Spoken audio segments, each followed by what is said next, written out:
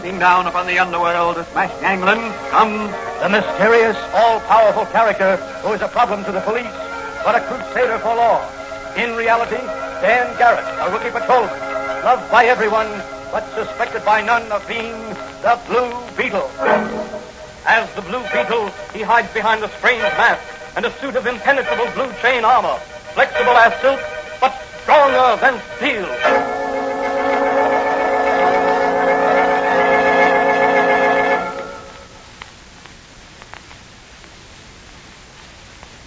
Today's episode of the Fox feature, The Blue Beetle, is entitled Saved by a Hair. In all large cities, and even in smaller communities, there are unfortunates who are trying to live down a single misstep. Having served time in jail for some crime, generally a first offense, they have been paroled, released from jail with part of their sentence unserved, given a chance to try again to make useful citizens of themselves. Parolees, they are called. One misstep while on parole, and they may be returned to jail to serve out the full term of the sentence. Clever but heartless underworld characters have found the parolee a source of illicit income, and as a result, a widespread system of blackmail has sprung up. As our story opens, Patrolman Dan Garrett, who in reality is the Blue Beetle, is discussing the matter with his friend and confidant, Dr. Brown. You see, Doc, a fellow's up against it when these underworld vultures begin to hover over him. Why, how do you mean, Danny?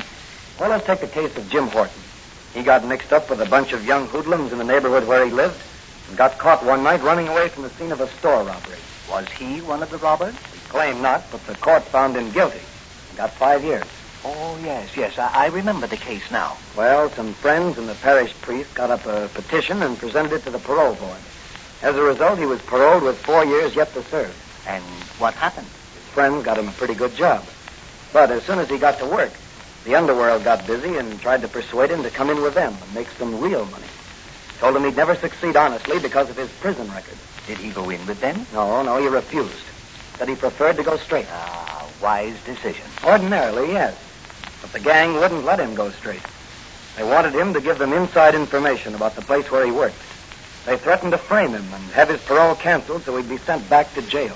But what can those gangsters hope to gain by such tactics? A recruit for their campaign of crime, inside information about the place where the parolee works, power over first offenders and so forth. And where is Horton now? Back in jail on a charge of robbery with a gun. Framed evidence, I'm certain. Do you consider the case big enough to enlist the services of the Blue Beetle? Any case that affects the welfare of the unfortunate is big enough to interest the Blue Beetle. And what are you going to do? I promised Mike Manigan I'd help him investigate this case. Jim Horton's father was a pal of Mike's before he died, and Mike is interested in helping Jim. I see. Well, if there's anything I can do to help, Danny, you know I'll be glad to do it. Oh, thanks, Doc. Well, I'll see you later. I'm going to meet Manigan down at police headquarters. Will you be back later to change into your Blue Beetle chain armor and mask if anything develops? I've got it all here in this briefcase so I can make a quick change on the job. Well, be careful, Danny boy. I will, Doc. So long.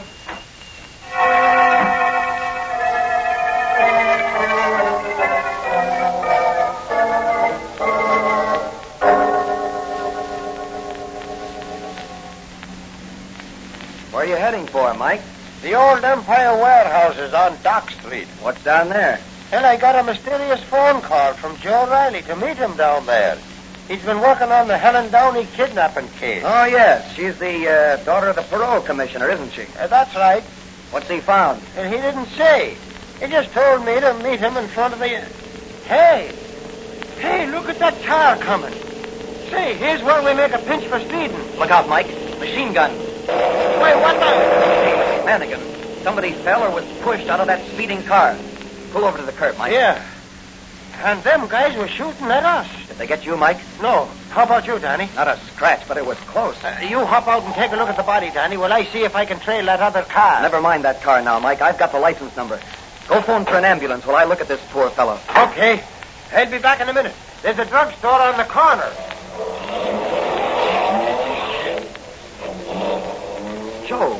Joe Riley, bound and... Joe Riley. Can you hear me? It's Dan Garrett. Hello, Dan. Hello, Joe. Dan, tell Manigan they made me phone him. Who made your phone? The Mulberry Hill gang. They've got the girl in the... Hey, Joe. Joe? Where have they got the girl? Dead. Who is it, Danny? The ambulance will be right. Hey, that's Joe Riley. It was Joe Riley. Dead? Yes. Who done it? Did he say? Yes, the Mulberry Hill gang. That's the gang that hangs out in Gus Heinrich's bar and grill. What's the matter, officer? Oh, drunk. And a cop at that. He ain't drunk. He's been shot. Shot? Say, I thought I heard some shots a while back. Here comes the ambulance, Mike. Stand back there, mister. Give him all the air he can get. Well, then he ain't dead. He's hurt badly. What's the matter? Somebody hurt, I guess. Yeah, looks like a cop. Yes. Stand back now, all of you. Make way there. Over here with that stretcher. Easy with him, boys. He's pretty weak from loss of blood. But, Dad, I thought you said... Don't let on, Mike. We may be able to learn more if the gang thinks Riley's still alive.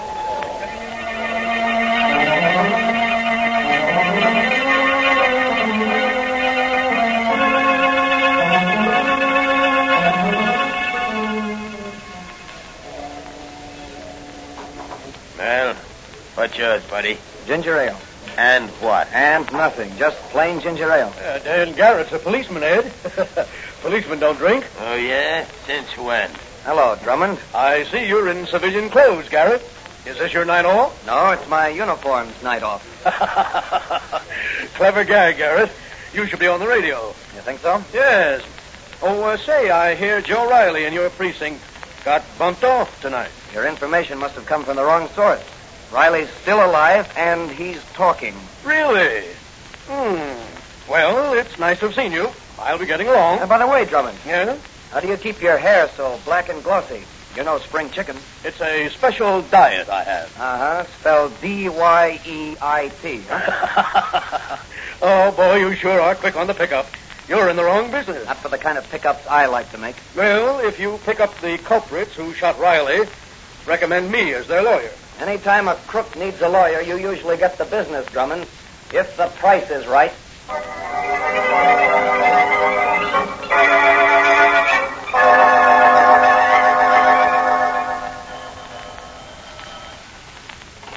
Hello? Yeah, this is Heinrich. Oh, hello, Drummond. What's that? Riley ain't dead. What? Dan Garrett, the cop? Oh, sure, I will. I'll get some of the boys down there right away, and we'll take the girl to a new hideout. Sure, right away. The Blue Beetle. Yes, the Blue Beetle. What do you want? I ain't hiring no entertainers for my cafe. Whom do you hire to do your kidnapping? What?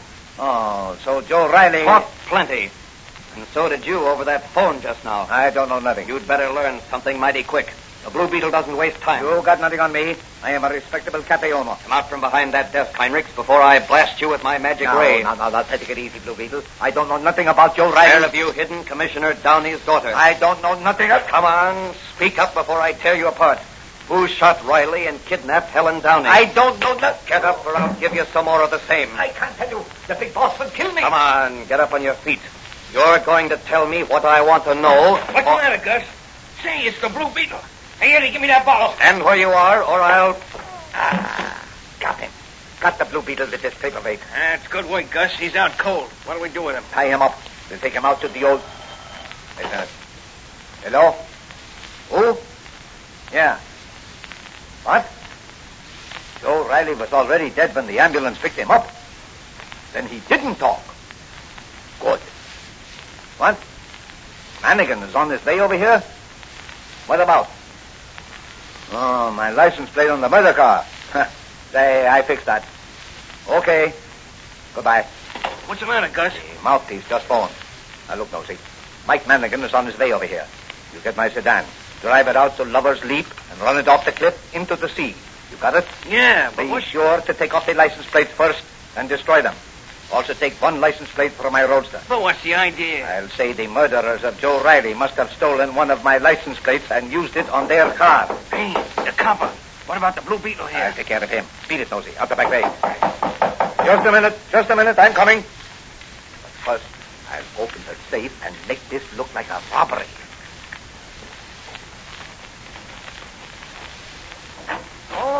Oh, it's it's you, Officer Mannigan. Come in. I want to glad talk you came. to you, Heinrich.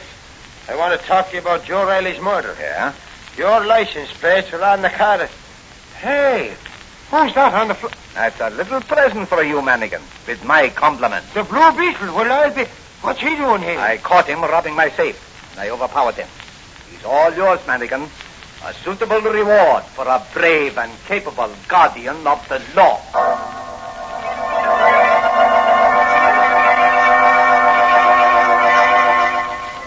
What will happen to the Blue Beetle now? Will he be taken to police headquarters and unmasked?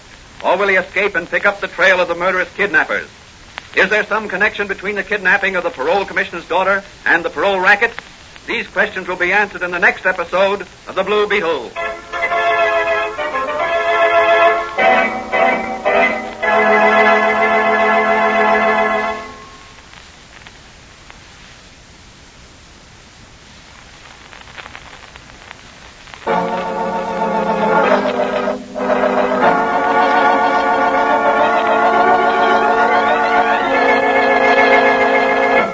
The Blue Beetle is a copyrighted Fox feature appearing in Mystery Men Comics magazine and the Blue Beetle magazine.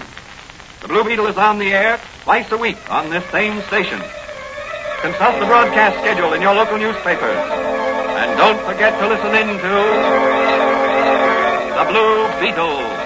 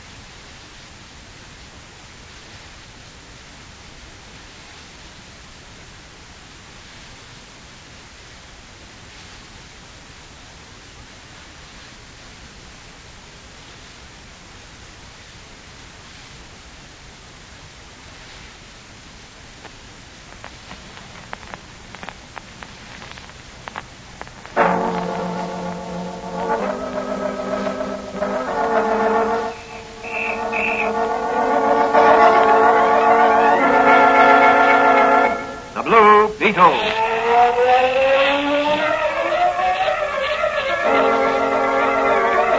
Sweeping down upon the underworld to smash gangland comes the mysterious, all-powerful character who is a problem to the police, but a crusader for law. In reality, Dan Garrett, a rookie patrolman, loved by everyone, but suspected by none of being the Blue Beetle. As the Blue Beetle, he hides behind a strange mask and a suit of impenetrable blue chain armor, flexible as silk, but stronger than steel.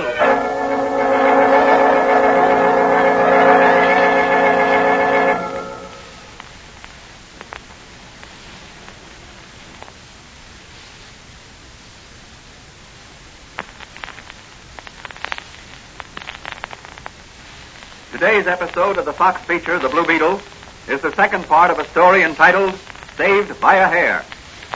In the first part of the story, Patrolman Dan Garrett has taken on the investigation of the parole racket in an effort to save Jim Horton, the son of a friend of Mike Mannigan, from a long term in jail. The body of Officer Joe Riley, investigating the kidnapping of Parole Commissioner Downey's daughter Helen, has been tossed out of a fleeing sedan. The license number of the murder car leads to Gus Heinrichs, cafe owner. While questioning Heinrichs, Dan Garrett, in his Blue Beetle disguise, is temporarily stunned by a blow on the head. Nosy, one of Heinrichs' henchmen, has been sent to cover up the murder trail by running Heinrichs' sedan off a cliff into the sea at Lover's Leap. As the episode ended, Heinrichs was turning over to Officer Mannigan the unconscious body of the Blue Beetle. As our story opens today, Mannigan, still in Heinrichs' office, is questioning him about the murder sedan. Now, what about this license number I have here? I'm sure I don't know anything about it. It's your number, ain't it? Yeah, it's my number. But The license plate must have been stolen from my car. Well, where is your car now? In the garage back of my office here. Well, suppose we have a look. Well, what about the Blue Beetle on the floor there? No, he's still unconscious. He'll stay there till we get back. I've handcuffed him to the radiator pipe. All right, then this way. I have a passageway connecting with my private garage. Well, go ahead, I'll follow you, but no monkey business. So I'm unconscious, am I? I've just been playing possum. Now to burn these handcuffs off with my magic ray.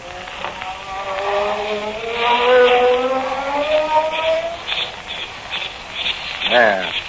Now to catch Nosy with Heinrich's other car, the murder car. Before he runs it off, Lover's Leap into the sea. I'll need that car for evidence. And maybe I can pick up the kidnap trail from Nosy.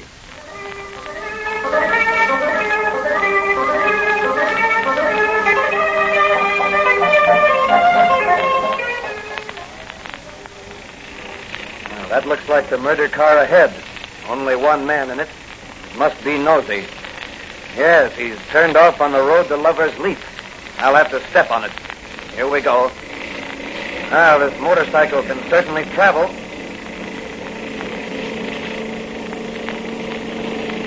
All right, Nosy. Pull up. Not me. No motorcycle cop's going to stop me. This is no motorcycle cop. It's the Blue Beetle, and he's going to nip. Hey, get off this running water. Put on those brakes. Put on those brakes, quick. We'll both go over Lover's Leap together. Maybe you're going, but not me, brother. Oh, you don't. You're staying with me. Put on those brakes. It's too late. We're headed right for the cliff. Let me out of here. Let me out. You're going where I go, Nosy. I hope you can swim, because here we go. Oh.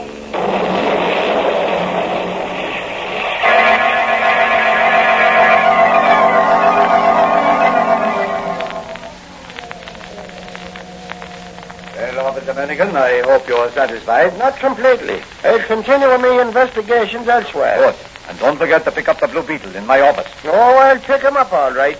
It'll sure be a feather in me cap. Well, here we are at my office. You tell the DA I'm at his service to testify against the Blue Beetle anytime Where is the Blue Beetle? He's lying right there. Yeah, but he ain't now. And here's me handcuffs going right through. This is serious. We've got to catch that thief. Yes, but how? He's a slippery one, that Blue Beetle. That's your job, Mannigan.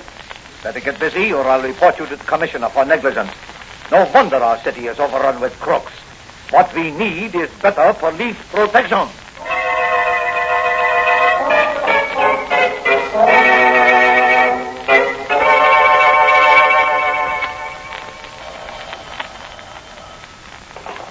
Hello? Commissioner Downey speaking. This is the Blue Beetle, Commissioner. The Blue Beetle? Yes. I think I've located your daughter. You have? Where is she? She's being held prisoner at the old sawmill. How do you know? I rescued one of the kidnapped gang from drowning, and the car he was driving went over the cliff at Lover's Leap. He confessed to me. Fine work. I'll have the police on the trail right away. Just a minute, Commissioner. Don't do that, please. Oh, what is this, a joke? If it is, I'll have every police officer in the city on your trail. Now, wait. Listen to me. Well? There's a chance of rescuing your daughter and apprehending a lot of crooks if this matter is handled right. What do you mean, handled right? Now, first, tell me, have you received any ransom demands from the kidnappers? No, not a word of any kind. Have you anything that might be of value to a gang of crooks? No, not that I can think of. Any papers of any sort that might be of value to the wrong people? Only the parole records and recommendations, a list of prospective parolees. Where are they? In my safe here at home. That's the answer. This whole thing ties up with the parole racket. What do you mean? The kidnappers are after those papers. Who knows the combination of your safe beside yourself? Only my daughter. That's why they're holding her, to make her divulge the combination of your safe. They plan to steal those papers and blackmail every man that's out on parole or who may be later released on parole. Why, I never heard of such a fantastic plan. I'll call the police commissioner and Listen, Commissioner Downey. If you do that, you'll scare these rats underground. What do you advise, Blue Beetle? Set no guards around your house at all. Move to a hotel right away. But I'll leave everything to me, Commissioner. The Blue Beetle will have these crooks rounded up before dawn.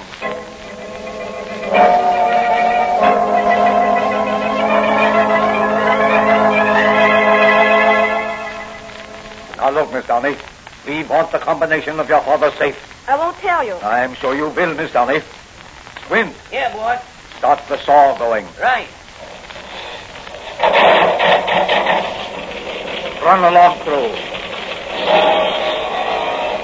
You hear that, Miss Downey? Yes, I heard it. What about it? Just imagine yourself bound to a log being run through like a glass log. Why, you fiend, you wouldn't dare to... There? Spence, Yeah, boss. shut off the motor. Give me a hand here with Miss Downey. Right. You take her feet. I'll take her head. You dare touch me, and I'll spring the whole world down around your ears. You go ahead and scream. No one will hear you out here. We're miles away from civilization in the woods here. Pick her up, Squint. Right. Help! Save me! Boss, let's get her.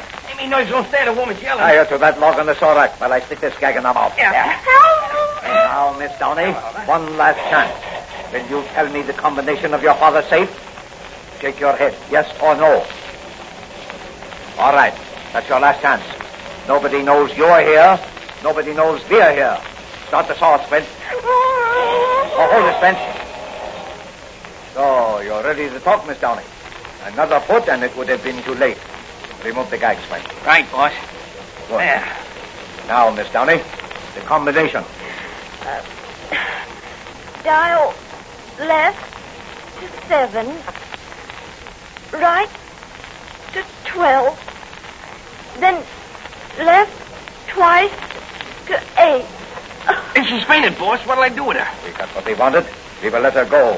She'll squeal. Now, start your saw, and let's beat it. Right, boss. Hey, what's that noise? The Blue Beetle. Stop that motor or I'll blast you. What'll I do, boss? Get away from that motor. Oh! That puts you out of the running, Squint. And now for you, Heinrichs. Where are you? Oh, there you go. Well, I'll get you later.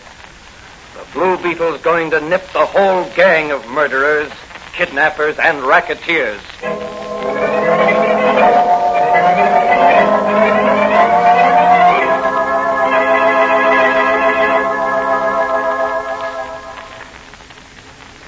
Left 7. Right 12. Then left twice to 8. There. And now? The last scene of the play, Heinrich. The Blue Beetle? Yes, and he's going to nip. Not this time, Blue Beetle. Drummond, the mouthpiece, Gangland's famous old man counselor at law, who dyes his hair to keep him young-looking. I may be old, but I know my business. The law's never caught up with me yet, and they never will. I'm too clever for them. You're not dealing with the law now. You're facing the Blue Beetle. But the Blue Beetle will never nip again. Put down that gun, Drummond. Not till I've wiped out you and Heinrich. Not me, Drummond. I didn't squeal. No, but you were trying to double-cross me. So here's one for you, Heinrich, and one for you, Blue Beetle. Drummond, your hair, it's turning white. White? My beautiful black hair turning white? Oh. That's for you, Drummond. Never turn your eyes from your opponent if you want to win your point.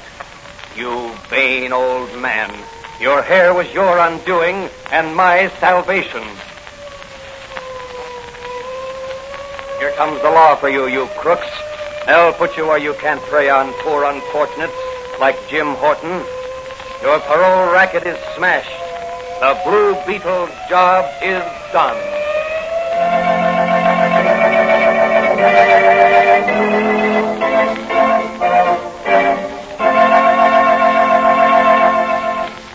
And so the Blue Beetle smashed another racket and won another battle in his crusade against crime. The moral of this story is that neither experience nor intelligence is proof against right and good. History proves that, in the long run, right always triumphs.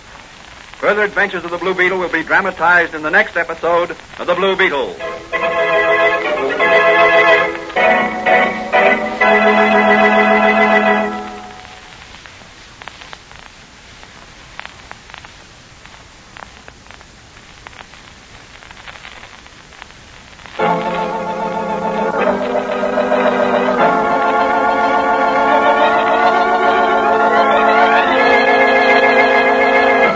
The Blue Beetle is a copyrighted Fox feature appearing in Mystery Men Comics magazine and the Blue Beetle magazine. The Blue Beetle is on the air twice a week on this same station. Consult the broadcast schedule in your local newspapers. And don't forget to listen in to The Blue Beetle.